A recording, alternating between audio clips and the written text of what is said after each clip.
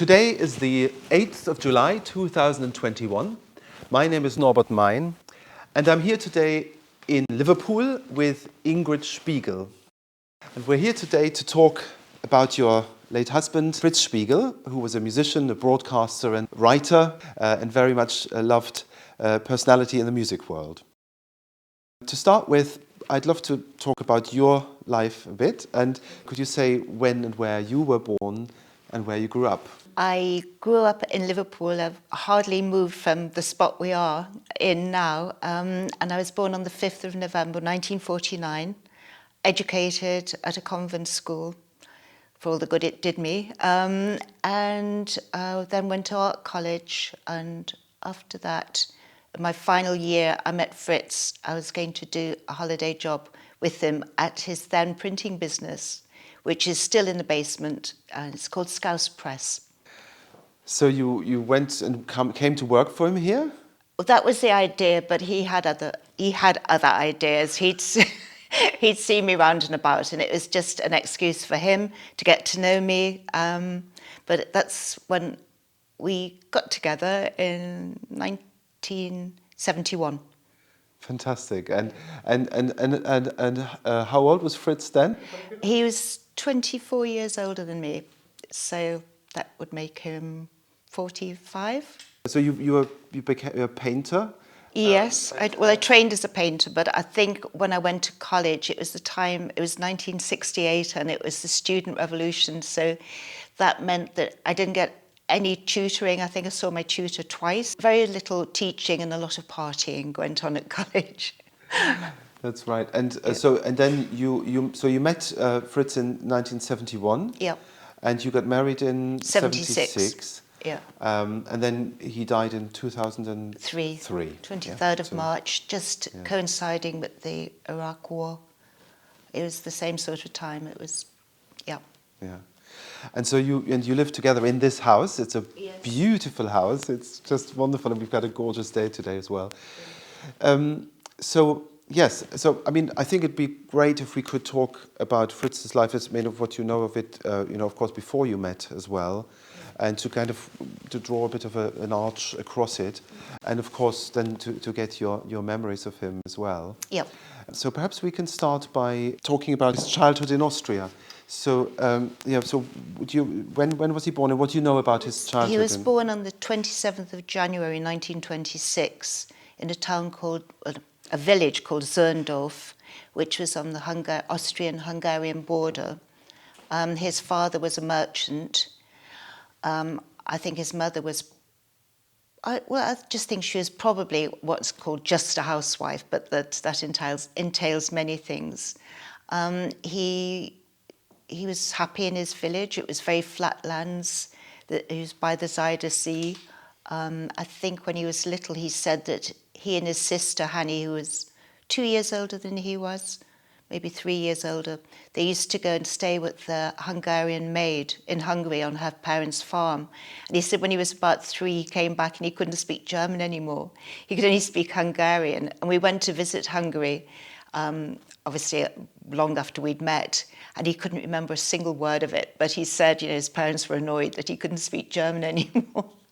But obviously, he's a great linguist, and German and English were his languages.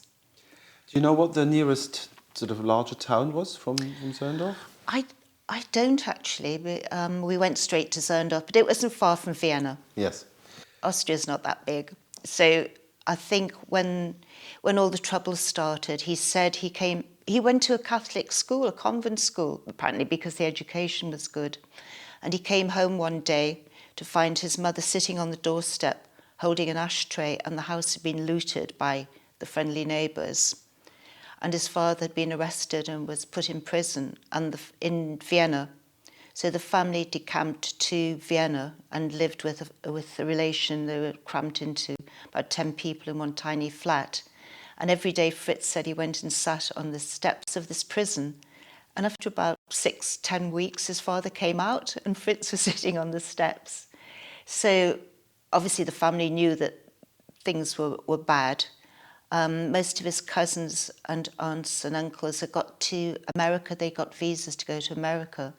But Fritz's mother was accused of being a communist because there was some sort of communist meeting in the same street, and somebody said they thought they saw all these people, the communists, coming out of their house, but in fact it was further up the street. So they couldn't get a visa to go to America because communism in America was not popular. Still isn't, I believe. So they went to South America. But before they did that, before the 1939 war started, Fritz's sister went to Manchester to a family where she was very, very unhappy. And Fritz was in one of the last Kindertransport, and he was taken in by Lord Margeson and his wife in Northamptonshire. And he was very happy. And he had a great time, he said. So just to get the idea that, I mean, he was born in 1926, and Yep. the Anschluss, the German Yep. takeover of Austria happened in 1938. Yep. So he would have been 12 years old was 12. when when he was sitting on the prison steps and waiting Yeah. for his father to come out. And his family, it sounds like They most all of them got they all out. got out. Yeah. But they got dispersed, and so Fritz was his sister was in Manchester, and he was basically on his own with the Margesons. Yeah. Well, with another Austrian child, and I can't remember the name. And the Margesons had a cottage in the grounds where they'd taken in older refugees who looked after Fritz and the other child or the other children. Do you know anything about the journey that he had from Austria to Britain? I mean, he must have. He said, no, he remembers landing in Harwich, Harwich, I think. Yes. somewhere in between anyway. And he's obviously picked up, the only words he could say were water, please. He had his Latin primer and a dictionary. That's all he had with him. And he was obviously welcomed by this young Austrian couple who were there to look after the children. And do you know how the fact that he ended up with the Margesons? I mean, do you know how that worked out? I think it was just a matter of luck. He was- They wanted to take in some children. They realised what was happening. Britain wasn't taking in adults, but they were accepting children. So he was a lucky child. He always said he was very lucky. Can you say a bit more about the Margesons? Because they were. Lord Margeson was the Minister for War. His wife was American. I think his wife went back to America. And really that was the sort of split up of their family. He didn't see them very much, I don't think. Although he did say that he rode to hounds when he was little. He must have been 12 or 13.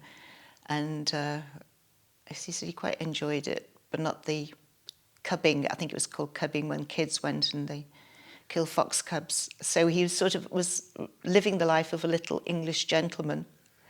And he went to Magdalen College School. They sent him there. And that was a boarding school? No, it wasn't. it's just a local school. Local school. Mm. And after 6 months of being there, he was top of English, in spite of arriving with 2 words. And better for him, well, he thought it was the great achievement. He was captain of the football team. And those two things, the love of the English language and also the football, Stayed with him all his life. Yeah. In fact, music didn't really enter his life till he was about 15 or 16. So he went to this school, and the Margesons were. I mean, do you know where that estate was? In Northamptonshire, it was Brackley. I think it was Brackley. Yeah. So he was basically there, and he had a wonderful education during the war, and then and just what happened after that? He was always good at drawing. In fact, he said when he was little, he did a comic drawing back in Austria, and his mother was up a ladder doing something, and he showed her the drawing, and she laughed so much she fell off the ladder, and he got into a great deal of trouble. And he continued drawing all through his life. He's a cartoonist for the film, anyway, that's a future thing. So because he was good at designing, and he also designed a mid-air fueling aeroplane, for a toy aeroplane. So the family thought that he was obviously going to be a great engineering designer, and sent him off to a college in Birmingham, which he absolutely hated because he wasn't really a scientific thing at all. And he ran away from there to London, where his aunt, no, cousin, I think, aunt, no, it was his aunt, his mother's sister, was living in a tiny room in central London. And he stayed with them and got a job as a designer, as a junior office boy designer at a firm called Coleman, Prentice and Varley. And that's when he started being interested in music because of a girl. He had a girl playing the flute, and so he made himself a flute, which I've still got. But it sort of got him big time, and he was playing 6-8 hours a day instead of designing whatever it was for Coleman, Prentice Varley. And eventually his playing became so accomplished that he got into the Royal Academy of Music. Wow. With a scholarship. It's Thanks to Gwyneth, who is... That's the girl. Yes, the girl who I was still in touch with till she died. Wow. And so he must have been incredibly industrious and also single-minded to pick up these things that he was interested in. Was there any musical background in his family, do you know? No, he said when he was little that he found a violin under his bed, and his father said, that's not for boys, it's a girl's thing. So he didn't learn any music. And I don't even know if he heard any music in Austria. So he would have taught himself the flute. I think Gwyneth would have helped. She was a bit older than he was. And can we place this time-wise? So he would have been about 16, 17. So that would have been in the early... Well, it was during the war still, do you think, the printing? It would have been 44, 45. Yes. So he would have... So the college in Birmingham happened during the war as well, and then probably, yes, the printing job in London, designing, or the designing job, yeah, also in that time, and then he would have, yeah, and you just, in that, can you imagine, what London was like, and yeah, at that time. Yes, he was not plane spotting, fire spotting on the roofs and things. He was I think he joined some sort of cadet fire watchers thing, but. That Gwyneth's mother then took him in because they felt sorry for him, because obviously he was growing, he was just a boy, and apparently his trousers were halfway up his legs and his arms were sticking out of his jackets, and they gave him things. They lived in Hammersmith. In fact, Gwyneth went on to marry Hugo Cole, the critic and musicologist. So they were his great friends all through his life. Fantastic. And then, so he was at the Royal Academy. He was studying to play the flute. Yeah. And do you know if he completed that course? He didn't. He was headhunted by the Phil, who I think, because of the war, lots of musicians had either died or died. I suppose that's it. And he came to be first flute of the Phil. I think he was 21 or 22. So that would have been... He was the youngest. In the 49. 49 the already. year I was so born. That's when he came up to Liverpool. Yeah. And to play principal flute with the Liverpool Philharmonic Orchestra.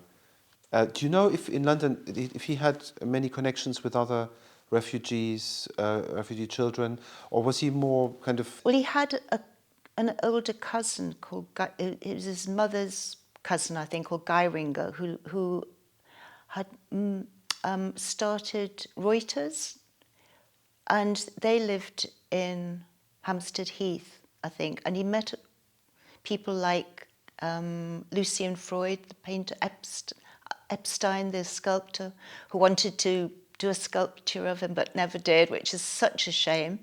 So he was sort of moving in intellectual circles because of his cousin. And Fritz just seemed to attract a lot of people. He was always sort of meeting people and telling me about them, and of course I've forgotten a lot of it, sadly, who he met. It was just dropped in conversation, people that he'd been with. I mean, his family I think, was Jewish, I suppose. But not practicing. So he wasn't really, it was a Jewish sort of roots and heritage, but he wasn't a religious... No, he wasn't religious, but he obviously, he was proud of his roots, definitely. Great, so let's move up to Liverpool. And okay. So he's here. So what do you know about his time with the Liverpool Phil, and what was it like for him to come up here in 1949 or around that time? Well, he said it was dark and dingy and dirty, and he absolutely hated it. And for 6 weeks, he just wanted to go back home to London.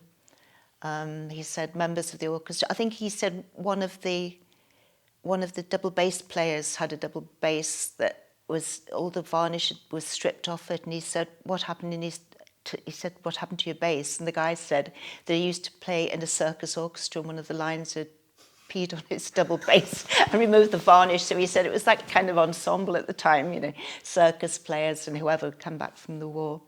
But after 6 weeks, it must have been a girl, he immediately changed his mind and absolutely started to love being in Liverpool. But he lived with some crazy woman near town, this landlady who had a house full of antiques, which I think then he got a love of collecting furniture and stuff. And then he got married to a fellow pupil at from the Royal Academy, or maybe she was at the Royal College, I'm not sure. Bridget Fry, who was winning prizes as a composer. She was a harpsichordist, pianist, wonderful person. And so he admired her work, and they got married, and they came to live in Liverpool, near about a 2-minute walk from the Phil, from the concert hall, where she played continuo. And they went on to have 3 lovely daughters, my stepdaughters.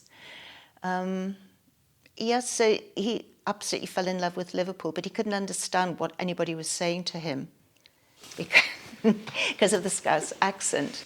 So he decided to write a phrase book for people coming to Liverpool, and he thought he'd call it Learn Yourself Scouse. And he thought, well, if I'm going to write this book with a couple of friends, I'll need to print it as well, because Fritz didn't believe in outsourcing things. If he was going to do something, he wanted to do it. So he bought a printing press. And this was the start of Scouse Press, really. He started printing the books, and they were a huge success because nobody had ever done anything like it. So that was kind of diverting slightly away from the music. But then he found he could print his own programs and flyers for various concerts. And that's really how I met him, through Scouse Press, because I was finishing at college, and he said he needed somebody to come and work for him. Wow! And so now if he was with the Liverpool Phil from 1949 or so, I think we said. Yeah. So how long did he stay with them? I think it was about 15 years, because he became deaf. His hearing was going, and it was terribly sad. He blamed the trumpet section the brass section sitting behind the flutes. Oh, yes, I mean that's not an uncommon no, problem. It's not. Yes, It's not uncommon. So it's isolation in the orchestras. Yeah, that's very unfortunate. Yeah, it was. It was very unfortunate, because in the end he said music it was distorting for him, and he had built up a huge collection of musical instruments that were all over the place here. But he sold them, strangely enough, he sent them all to Sotheby's about 6 months before he died. And they were sold after he died. Otherwise, they'd still be all over the room. And so he was working at the Liverpool Phil for his day job until the mid-50s. Yeah. Until the mid-60s. Yeah. And then he had the press already in that time. Yes, but he was also doing broadcasts for Radio 3. Do you know when that started and how that came about? Well, I think because he was doing concerts all over the place, and it was just really connections that he had. He toured with the Halle in South America, and they landed in Dallas the day that JFK was shot. But with the Halle, he toured with Malcolm Sargent. And Fritz's parents were living in South America, but I can't remember which country it was. But Malcolm Sargent arranged for his parents to come, and they met up in South America, which is a lovely, lovely, lovely thing. Very nice. And so then there were these activities for the there was a musical sort of a music ensemble as well. Oh, he started lots of music groups, the Liverpool Music Group. Yes. He used to put on concerts at the Blue Coat Chambers and then at the Philharmonic. So he was sort of having gigs at his at his workplace, as it were. And I think the management of the orchestra were not too happy that he was taking a lot of time off to do concerts all over the place. And it spread, and eventually he was giving concerts at the Albert Hall in London with Lord Montague of Bewley, and one of them in the motor car concerto where the car trundled onto the stage and Lord Montague was beeping the horn at the appropriate moments, that sort of thing. And Hoffnung was also playing with him. Yes. Taking part in the concerts. Basically, he was a wind player. He was a flautist, and then he also had a wind ensemble here in Liverpool. Yeah. And then there were these sort of comic concerts. Yeah. Well, did that sort of just evolve, I suppose? I think he had a sense of the ridiculous, and also he found the English language, of which he absolutely adored. You know, the nuances of the English language really got to him, and yes, he was a very humorous person. He loved the absurd, the comic. So, I mean, it's quite a career for a musician, isn't it? To just be to be playing flute in an orchestra, and then basically to just become an impresario and to build a whole world around him. I don't know if it was because of the war and because he was sort of thrust out on his own, really, as a child. That it sort of made him want just think that he could do anything. If he could survive that, he could survive anything. And this life was for living, and he was going to do anything he could and everything he could. You know, nothing was going to stop him. I think that he did say there was a bit of bullying, and he thought he was never going to be bullied again. It seems like probably Fritz was almost first with doing some of these crazy concerts. Well, yes, and he started to do things here in Liverpool, didn't he? Yeah. So I know that, for example, there were some spoken music by Toch was performed. You know, I think maybe the Geographical Fugue or something like that. Yes. How did he kind of get? Do you know anything about that? How did he come across that sort of style of concert? You know, Fritz, his idea of having a really good time was going shopping. And I absolutely hate shopping, but he loved going into music shops, antique shops, bookshops, walking in the countryside. Ooh, I know he hated that. But any kind of shopping and rummaging through things. You know, I'd say, I'm going to Tesco's, and he'd say, you lucky thing. And I, so he would discover, I mean, he discovered so much. He discovered Emilia di Liverpool, sort of rummaging through old files and things. Libraries, he loved going into libraries and looking through the archives and things. And I think that's how he discovered so much music. The comic concert that you mentioned at the Royal Albert Hall, what do you know about that? So there was the motor car concerto. It was probably the stuff that they'd done in Liverpool and just sort of made a bit grander, maybe. Bigger orchestra, more famous singers, yeah. Is that program documented? And you know. Well, I've got the programs, but that's it. Yeah, maybe we should look at those later on. Yeah. Do you know if when Hoffnung participated, did he come up here to Liverpool to participate? You think? Yes. As far as I know, he was sort of, as Fritz described him, this little fat boy sitting at the back, joining in. I've got a drawing over there just behind you that Hoffnung had sent him. He took it to a higher degree, I suppose. You know. And there must have been quite a following here in Liverpool, so that he could carry on doing these kinds of concerts. Yes, year after year, you'd have Nuts in May, April Fool's concerts, you know, just Midsummer Madness. And he kind of worked alongside the sort of books that he published, which also were often, you know, quite funny. Or did the books come later? I think the books came later. He would arrange bits of music for various people, which flute music. We've got quite a bit of them hanging around places. And then there is another group, the Spieglers. Yes. And would they have been performing regularly here in Liverpool? And what do you know anybody who was in them? Richard Stewart, who is, I think, baritone, I think he still sings opera with Gilbert and Sullivan Company, as if they're still going and still in touch with Richard. There's Christopher Robson, who is a countertenor, who went on to be in Akhenaten, the opera Akhenaten. I think he's a fabulous countertenor. I can't remember the names of others, but they all went on to, they were all really, really good singers, mainly from cathedral choirs and session singers. Yeah, he had a sort of pool of people that he worked with.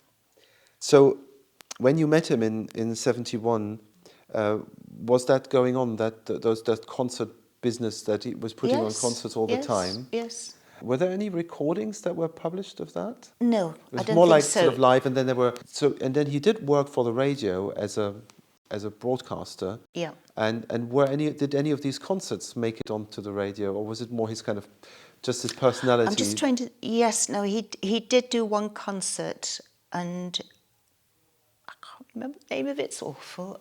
It was an oratorio that he got Radio 3 to broadcast by promising it was. I can't remember it, I'm sorry, but he did manage to sort of persuade Radio 3 that this thing should be broadcast. And then it was a financial company who persuaded would get great acumen if they agreed to stump up the money. So he sort of played them off each other and to get it broadcast.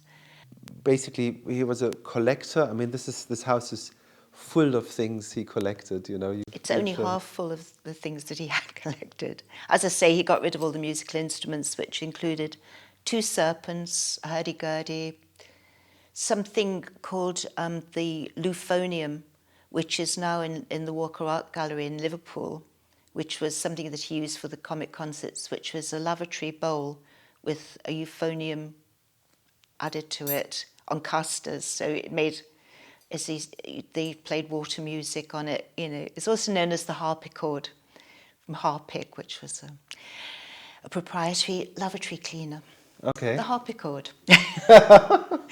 And it was a pain to have in the house because it was long, and he used to say all the time, "Mind the mouthpiece," and it was not an object really to have in the house, but it is now in the Walker Art Gallery and is very popular. He stopped playing the flute around the mid-60s already, and then but he kept producing concerts and putting as on a director. events. Yeah. Yes. So, but he wouldn't play in them anymore. Yes, he did. He could play, sort of small parts, but he didn't have the confidence really, I think. But our next door neighbour then was Professor Robert Orledge, who is a famous musicologist for Debussy and Ravel. He's written books and treatises on composers at the turn of the century, and he used to arrange music with Fritz, and he played piano. Yeah. So he was still, enjoying performing to some extent. Yeah. And the Emilia di Liverpool story. So that was something. He must have been what we would call it a Lokalpatriot, somebody who was feeling quite patriotic about Liverpool by the time he could have wanted to champion this piece. He discovered the score, yeah. In fact, I've got a box of the music behind you, and I think that must have been early 50s that he found this piece of music. And that's a Rossini opera that Donizetti. That wasn't well known at all, but it had a local connection, and he managed to get it performed. Yes, with a young soprano called Joan Sutherland. Oh yes, well. Yeah, and yes, I mean it's set in the mountains of Liverpool, and the Liverpool mountaineers are during the snowy time of winter. I don't know, it's a load of rubbish, as most operas can be, but we do not have many mountains around here, so Donizetti just must have liked the sound of Liverpool, the name Liverpool, Emilia di Liverpool. Must have sounded romantic, I don't know. I think he may have corresponded with Vaughan Williams about this as well. Is that what we? Because you've got a couple of letters there. Yes. So he was very, he obviously wanted to bring this piece out into the open, and he did. It was re-performed. I went to a concert performance at St George's Hall here in Liverpool in 2008 during the Capital of Culture. And it was put on by the European Opera Company, who are based in Liverpool. Well, I hope they're still based in Liverpool, at Hope University. You wrote newspaper columns as well. Yeah, for any newspaper that would, you know, he wrote for the Daily Telegraph. He had a weekly column, and for the Guardian. I think his heart belonged to the Guardian, but you know, the Daily Telegraph paid. Times, yes, he wrote for anybody, but he also wrote for the Spectator and the Listener. So he must have been quite a well-known personality, really, by that time. And what were these columns about? What did he write about? Usually about the usage. One of them was called Usage and Abusage, which is about the language, English language, and how it's misused. Because as he said to me, he said, "You just picked the language up. I had to learn it." And he learned it properly. And then he was scrutinizing the use of it, and he was, you know, and newspaper speak. He was amused by newspaper language, which in every language is always different from the vernacular. I mean, filling a weekly column with language things is quite a feat. But would everyday politics come in, or everything came in? Yeah. You know, he did what he wanted to do. He stretched a lot of things. A lot of the sub-editors and editors were not happy, but he did what he wanted to do. So then the radio broadcasting, Yep. Can you say a bit more about that? Radio 4 needed a piece of music as an introductory to the broadcasting, sort of first thing in the morning, and he, with a fellow musician from the Phil, arranged the Radio 4 early morning tune, and that was broadcast for probably about 10, 15 years. And in fact, there's talk about bringing it back. I don't know if you've heard the UK theme, but anyway, that's one thing that he did. That was he knew the head of, I think it was Diction. At one time, Radio 4 did actually have somebody who would say this is how you pronounce somebody's name or town. Now it's just sort of free for all, I think.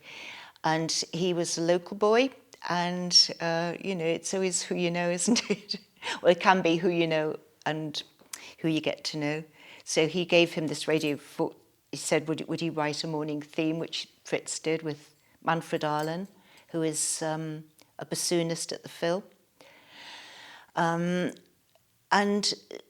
I really don't know how he started broadcasting, but he did something called Start the Week, which was introduced by Richard Baker, who also used to introduce the proms. And he and his singers, they're called the Spieglers, I think Richard Baker gave them that name just because it was the singing group, but he needed a name, the Spieglers. And that sort of prompted music groups all around the country to say, would you come and do concerts for us? So this is how everything sort of sprang up from broadcasting or the original concerts that Fritz used to do. It's sort of self-generating. Start the Week, I mean, that was a weekly programme, right? Yeah, he used to travel down to London. I used to take him to the train first thing in the morning. I used to drive in my sleep. In fact, at one time, I used to get in the car and I find myself at Lime Street Station and think, I'm sure I didn't mean to be here. I could drive in my sleep practically, yeah. So you went down to London, recorded the show and came back up. Did it live. They did the programme live, yeah. And that went on until about 1970-something. And then he started doing a programme for Radio 3 called Mainly for Pleasure. He was the first one to do that, which is now, I think, called Drive Time, is it, or something? The 5 o'clock programme. So he used to do that very regularly, introducing like a classical music DJ, really. And he'd have it on themes. In fact, I remember one of the programmes he did was about women composers. Like in the 70s, when there weren't any women composers. Now there are nothing but women composers, I think, on Radio 3, which is lovely. But he introduced me to a lot of people that I hadn't heard of, you know. What was his musical taste? I mean, I'm sure it was very eclectic, but did he have particular... I think he had a cut-off point. It definitely had a cut-off point. No pop music at all. So he was very much a classical music person. And in the whole spectrum of classical music, was he into early music? Was he interested in the main classics? He was in love with Mozart. Mozart was God, followed by Beethoven, God the Father. I don't know who God the Holy Ghost was. But anyway, yes, it was definitely Mozart. It got to him, really. And would he listen to recordings a lot? I mean, Not really, no. I think having worked in an orchestra, he always felt like it was going to the office, listening to music. We hardly ever went to concerts, which now I've made up for it. Yeah. Although he collected music and he used to review music. We had, I think at one time, about 3,000 CDs. And when he died, I gave them to the university music library because they didn't have anything like that, classical CDs, which had been sent for review.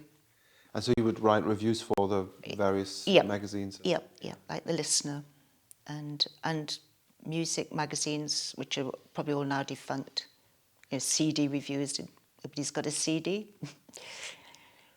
And what about slightly romantic music and also then the more contemporary music? Was he into that as well? Not really, although when I bought this piano that I'm sitting by, and he couldn't play the piano because he'd only started learning music, as I said, when he was about 15, 16, and didn't have time to learn the piano. He said I should start learning, which I did, but he bought me John Cage's 4 minutes 33 seconds, which is on the music stand. Which he said that was the stage I was up to. Yeah, no, I think contemporary music, no, he wasn't really keen on that. I think it's kind of stopped with Vaughan Williams. Then in the concerts that he put on himself, with all the humorous stuff, I mean, was basically musically, it was tonal. There were a lot of arrangements that he made for the singers. Yes, a lot of arrangements. Yeah. But it was kind of it was more the performance style that was, fun and and the words were funny as well. He worked with several writers and poets to do the libretto, if I can call it that. Yeah. So did the radio work go on until more or less the end of his life? Or, yes, it did. Yeah. It did. Yeah, but obviously it was tailing off towards the end. We also did a lot of, well, not a lot, probably did 12 cruises, music cruises with Swan Hellenic, which he lectured about various aspects of whichever countries we were going to. So he did do his research. Now, let's talk about the books. I mean, there are quite a few of them. It's really hard to say what was Fritz interested in. I just think he was interested in everything, and he loved collecting epitaphs. When he'd go to various towns or anything, he'd always go to the graveyard, and then bought books about, epitaphs and graveyards, and then decided that he picked out the funniest ones, and designed the shape of his book to be as a tombstone, to be cut as a tombstone, and Pan Books said they'd take a chance on it, and it went to 8 editions, I think. And then he did a second one that was called A Small Book of Grave Humour. In fact, we've got little tombstones all over the place that he had engraved. He had them carved, and then he used to do plaster casts of them. One year he had he published 4 books, one about medicine, one about football, and 2 about music, I think. So all these passions, so interested in medicine, football, and language. We've got and love lives of the composers. The last book that he did, which was published just after he died, actually was called The Contradictionary, and it was sort of confused words, but he was very proud. So this is like 1996. Right. So that he would have been 70 in 96 when he was born in 26. Yep. The book of 6 notes, The Joy of Words, a bedside book for English lovers. Fancy a bit of verbal intercourse. Try reading between the lines. I know. I think he dedicated that one to me. I think. Did he? It may, yeah, yes, for Ingrid, my wife, who understands me, it says here. So this is 1986, and there's a Right. reprint in 1987. Yeah. So then Fritz Spiegel's Inwards, Outwards, a browser's guide to, all sorts of isms. Yep. Yep. Wonderful. That must have been the curiosity about language. Then there is the Game of Two Halves, Brian, compiled by Fritz Spiegl with cartoons by Billy Tidy. So there's one here. This is football, is it? Bill Tidy was quite a famous cartoonist. Yeah. Friend. Yeah. All about football. Keep Taking the Tabloids. What the Papers Say and How They Say It by Fritz Spiegl. Yes. Now, one of Scouse Press's publications was What the Papers Didn't Mean to Say. There used to be a television program called What the Papers Say, and it was obviously about newspaper, what was happening in the papers that week. So there was a lot of misprints from mainly the local press, which were pretty good at misprinting things. I think I can remember one of them was one of the little quote cutouts. If Fritz cut newspaper cuttings out and stuck them in this book, and it was One-Legged Man was mentally unbalanced. That was one of my favourites. And oh yes, In Loving Memory of a Very Dead Dad. That was another one instead of Dear Dad. It was that sort of thing. It was very funny. So that's a sort of follow-on from the tabloid press. Musical Blunders and Other Musical Curiosities. So this is the music history and sort of for classical music fans, I guess. And then Fritz Spiegl, Lives, Wives and Loves of the Great Composers. So it's a bit scandalous, yeah.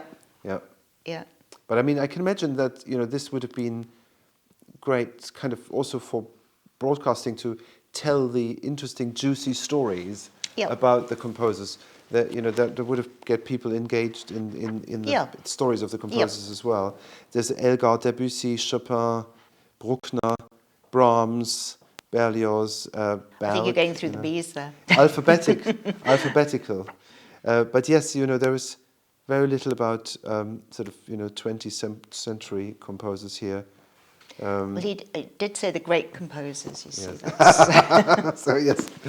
And then Music Through the Looking Glass. Play on what? Yes, Spiegel. So again, another music book. And that's 1984. And Contradictionary. That was the last. A to Z of confusibles, lookalikes, and soundalikes. Yeah. Incredible. The fact that he'd been a refugee, that he'd lived, through these times. How do you think that had a bearing on his creativity, on his life? He certainly wanted to.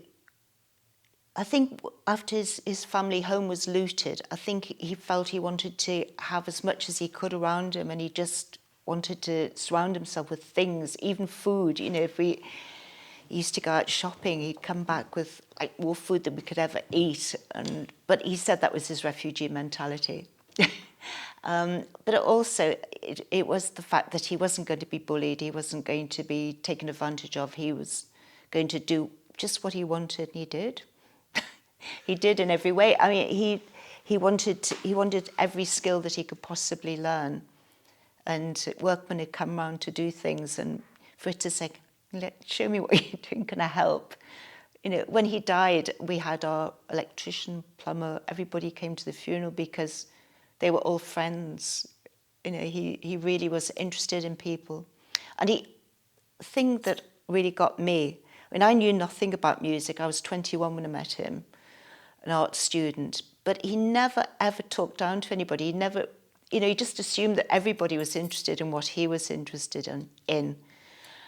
And unfortunately, that meant that sometimes we if he printed any books for Scouse Press or anything about local history. We've got tons of them. I've still got tons of them because he thought everybody would want to know about the history of Liverpool, every Scouser. So I'm not a very good saleswoman. I've kind of expanded Scouse Press in a different way. I've now introduced tourist items that I produce, and I did a colouring map, and I've done a Scouse umbrella. But that was because I think, well, nobody's ever going to want all these books we've got. And so I am carrying on Scouse Press because of him, really, because he was so interested in the history of Liverpool as well as these other things that were not printed by us. These were nationwide printers, proper producers. Can we talk about another language, German, which would have been his native language? Yeah. Did he still speak German? He read German. He read so much German. He read cookery books because he was working on something about Beethoven at table, and every time we went to Austria, which wasn't very often, he'd go and buy the most expensive cookery book because Beethoven would have used it. He was terribly interested in cook. That was another thing I forgot to mention before, was cooking. He just adored cooking.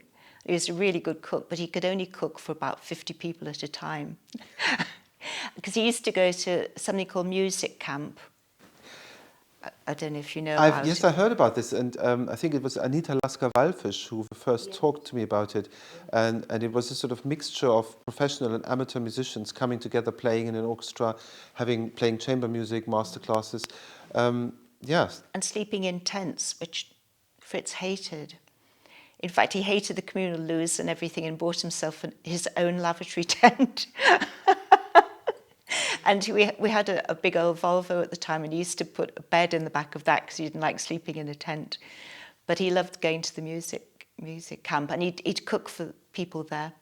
They'd all take turns. So I remember going down, and a churn of milk had gone off, and he'd hung it in a pillowcase and made cream cheese, and then made this wonderful, great big cheesecake. And do you know where that was, the music camp? I can't remember. Yeah. No. But it was basically in a field, and people would just sort of park. Yeah, it's round an old farm. Yeah. Yeah. No, that's fabulous. And he would have met some other emigres in that context as well. Yes. Yeah. Did he have connections with other emigres or friends among them? Of course, he must have done, but they were just, as far as he was concerned, they were just friends, people. I couldn't really say to you, this person was an emigre. But you can't, you wouldn't say that lots of people came to the house that he spoke German with, or would have seen. It was very much really... Not in my time. His British, English became his first language, didn't it? Oh, yes. Yes, he said he was British by inclination and Scotch by absorption. Yes, Austrian by birth. Austrian by birth. British by inclination and Scotch by absorption. So going back to Austria or to Germany, what about other travels? You mentioned the cruises. Yeah. And you mentioned the South America tour. His parents, they stayed in South America, I suppose. After the war, I know his mother came to Liverpool, and I think she had a heart attack when she was here, which is really tragic. I never met her. I didn't meet either of them, but she died soon after, and his father went back to live in Vienna. What was it like for him to go back to Austria? And did he have, do you remember traveling in Germany and Austria with him? I remember going to Vienna, when he was doing a series of, I can't think of the name of it. Senior Moment here. It was with John Cleese anyway, the actor. He was doing something for IBM, from Monty Python. He was doing something for an IBM conference, that was it, entertainment. And we spent quite a bit of time there. And his sister was living there then. She'd gone back. And she took us, that's when we went to Zerndorf to see the village. And I don't think he was happy. He was not happy going back. he felt a lot of resentment. But then he said, you know, he owed a lot to the Nazis, to kicking him out of Austria. He said he still would have been a peasant in Zorndorf, probably making lemonade in a bottle. I can't imagine that, because of his personality. He was dynamic, to say the least. Did you know if, as you mentioned that all his family got out, Yeah. so they would have lost their property, wouldn't they, the family? Can we just go over that again? Yes, but the ones that went to America, it was the land of opportunity, and one of Fritz's cousins, who was not thought of as being the brightest spark, as Fritz would have said, he was an apple short of a strudel. He went to America, became a pastry chef, but he only knew how to make 6 eclairs at a time. First hotel, he was asked to make 500. Disaster. But then he worked at a grocery store, and over the years, instead of opening a mini supermarket or anything, he thought he'd start making the shelves and the baskets, and ended up as a millionaire with a house in Los Angeles, you know, that sort of thing. So it was the land of opportunity. Another one went on to become head of the Air Force in America. So, you know, although they lost something, they gained experience, life-changing opportunities. And of course, I mean, you know, Liverpool would have been a lot poorer without Fritz Spiegl. I mean, Well, you know, yes, I mean, it's absolutely. it's so interesting to look at those life stories and the experience of the migration and what that meant culturally, really, for them, and the experience they had to get on in a new cultural environment. You just had to. It was sink or swim. Well, like poor refugees now, literally. Anyway, that was the wrong analogy. But yes, Fritz had so many opportunities. I mean, like there was a filming of a new television series in Liverpool called Z Cars, and Fritz was a local musician, and he was asked would he write the music? And he and Bridget, his first wife, cobbled together a skipping tune. It was the Z Cars theme tune, and that you know, he was actually in the hit parade, which I think is funny, seeing as how he abhorred pop music. And Everton Football Club used it as their run out tune, which he was disappointed. He wanted it to be Liverpool, but I think, yeah. Yes, when he died, Everton sent a lovely wreath to at the funeral. You know, I was really touched. Do you know when about that was? I think it was 60s. Oh, so it was. Oh, it was very, very early on, and the Beatles were just sort of hitting big time. And one day there was a phone call, and Fritz's middle daughter picked up the phone. She was probably quite young, and voice said, "Hi, this is Paul McCartney. I'm wondering if Fritz could teach me the flute." And she put the phone down and sort of looked around for Dad, couldn't find him, and said, "Nah," put the phone down, and she said to Fritz, "An elderly boy's just rung you about learning the flute," and it was Paul McCartney. So that never happened, but it's a nice story. And also, Fritz said one day he was coming back from London on the train with Paul, and he got off the train, and he said a horde of these girls came screaming towards him, and he was absolutely terrified, and they both legged it. But that was his nearest meeting with the Beatles. So I would say it's Austria's loss as well. You know that. Well, they gave Liverpool something. They certainly did, and not just Liverpool. You know, one of the directors of the BBC said to me, "Fritz is a national treasure. Look after him." So, did my best. So we're just looking at a few things that you've got of Fritz here, and this is a cover for some music that he made. Yes, I think he made this when he was just starting to learn the flute, and he was still working as a designer at the advertising agency. He painted it, drew the sheep, did the lovely lettering, and he did it very, very beautifully. And the sheep are looking very plump and safe. Sheep may safely graze. You know.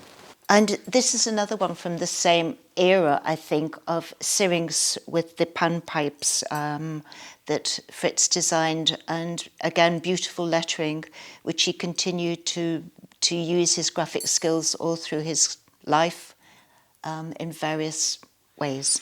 So he then, of course, you said he had a printing press, and he created some of his concert programs, and he printed them himself. So Yes. This is a circular. This is a circular. And it's announcing. This is a circular. So, and it's a big bang, and then you have to turn it around. The Liverpool Chamber Music Group's 4th annual April Fool's Concert of rare, comic and curious music in the concert room, St George's Hall. Is that the big hall by the Yes, by the station. So this is just not a mean little concert. It's like quite a big thing, isn't it? Yes. A big thing, yes, but sadly not the year. I don't think it's on it, is it? It's just the date. Yeah. It's the April Fool's concert. In fact, Fritz, when he married Bridget, they got married on the 1st of April. And they never, ever got any wedding presents because everybody thought it was a joke. And but I mean, you would have had 1,000 people come to this or more. Yeah. That's quite significant. So then, what's it here? 11th annual April Fool's. So this is it's another one. April Fool's concert, 1962. Right, so that you can date Liverpool backwards. Music Group. So that was all printed in the cellar in his own press. With an offset litho printing machine, of which we ended up with 3, but I think I gave them all to India. I mean, they were all hoiked out of the basement with cranes and disappeared. It caused Fritz the printing press caused Fritz to swear a lot. The only time I ever heard him swear was when he was printing. And there was an old person's guide for tenor solo, bass, choir and orchestra, Hopkins, Wilde and Spiegel. Anthony Hopkins, yeah. And there was the Messiah and Oratorio by Handel, Bill at the Phil, words and lyrics by Celia van Malm, an homage to Franz Liszt by Wilde, Orlin, Spiegel. Yeah. And there's a Matthias Scheiber piece, a biblical interlude. So this is, very, very. Well, it's unique, isn't it? I think it is. Yeah. A public concert of private part songs. Yep. Always a play on words with Fritz. Yeah. And there's some of the music beautifully printed inside. Yes. The longitude. Yes, the finding of the longitude by Whitten and Diston. Words a bit rude to read out. But beautifully printed and designed. Yes. Midsummer Madness, a musical espieglery of gentle spend-ups, put-downs and genuine historical curiosities. Mm-hmm. Aldborough Festival 1973. Yep. With Penny McKay soprano, who taught me French at the Guildhall School, and the Academy of St Pancras and the Doldrums. Yes, were led by known. Susanne Rosa. Yeah. Susanne, do you know if he had connections with the Amadeus Quartet? He must have done. They must have crossed over, but... Well, they took part in the Hoffnung concerts, I know that. So there must have been... Yeah, there must have been. Philharmonic Hall, Liverpool, a light-hearted concert of Liverpool music given by the Liverpool Music Group in 1963. And again, there is the elaborate lineup of Emilia di singers. Liverpool. Yeah. And that's Emilia di Liverpool. That's the opera conductor, Fritz Spiegl. So he actually conducted that one. Yeah. With an orchestra. Fantastic. And these were all printed by him. It's, yes. marvellous. Yeah. Christmas greetings, a lamplighter's address to the inhabitants of Everton. A Victorian evening in 1976 in the Great Hall of Manchester Town Hall. Yes, I think that evening, I do remember it because I think I just passed my test, and Fritz and the singers all went off to Manchester, and when they'd gone, I discovered all the music was still here. So I got in my minivan and trundled down the motorway, and he said, "Oh, oh, we've forgotten the music. Didn't seem at all bothered, but anyway. And so, and this is like, you know, so 6 singers and a pianist and... Was that Robert Orledge? yes, Yeah. he was the pianist. So these would have been sort of like parlour songs and, Yeah. you know, and Yes. also often ensemble... Yeah, ensemble and would singing. would he narrate the concerts? Would he be... Yes, of course, things would have been linked with humorous anecdotes and descriptions of how the music had come about. And would he write scripts for that? Yes. Or would he Well, sort of extemporise? It'd probably be a lot of it would be off the cuff, but he would have thought about it beforehand. I mean, you've got to. So the entertainment is loosely divided into the following sections, though not necessarily in the following order. God Save the Queen, His Royal Highness Prince Albert, composer, Pet's Corner, any old furniture. So Sickness and Death, the music hall. Music is so, you know, we are not amused. That's the final section, but not necessarily the final, of course. Yeah. And was there sort of Victorian music and, you know, a sort of eclectic mixture, I suppose? An eclectic mix, I think. It's always an eclectic mix with Fritz. So then we've got, this is music. arrangements. Yes, these are serious arrangements that was done for June Emerson, who published early music. And this is an adagio for flute. OUP. For a flute clock Yep. by Beethoven. He was really interested in automata. And then Elgar, the Serious Doll. And did he design this as well, do you think? Seeing as it's OUP, I shouldn't think so. Yes. Okay. I think they... Right. And then we've got here... Oh, yes, see, that was something else we printed in the basement. It was it's self-explanatory there. Quant's instructions for improvising embellishments and condensers on the flute.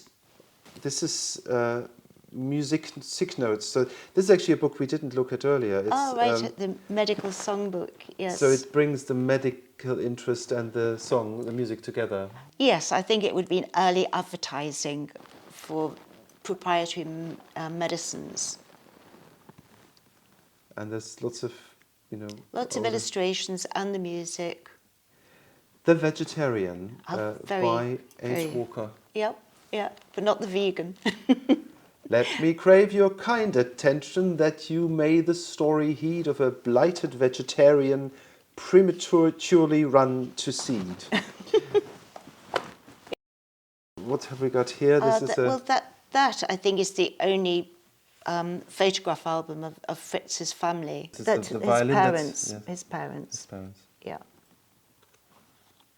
Yes, that's Fritz when he was little in his lederhosen, with a walking stick and learning to ride his bike. And I have a feeling that one of these might have been the Hungarian maid. Whom they went to visit in Hungary when he learned Hungarian and forgot to speak German. Forgot German. Easily done.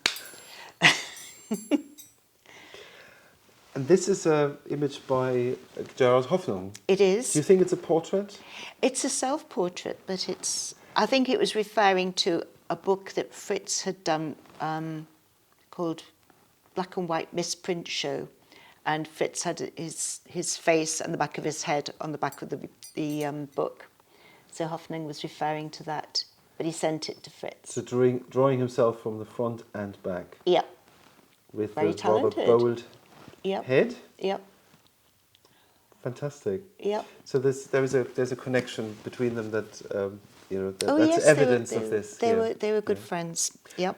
Yeah. Do you think that when Hoffnung then put on the big shows in London and kind of took off with that idea that you know, he felt like his idea had been kind of stolen, or was that all amicable, do you think? A bit of both.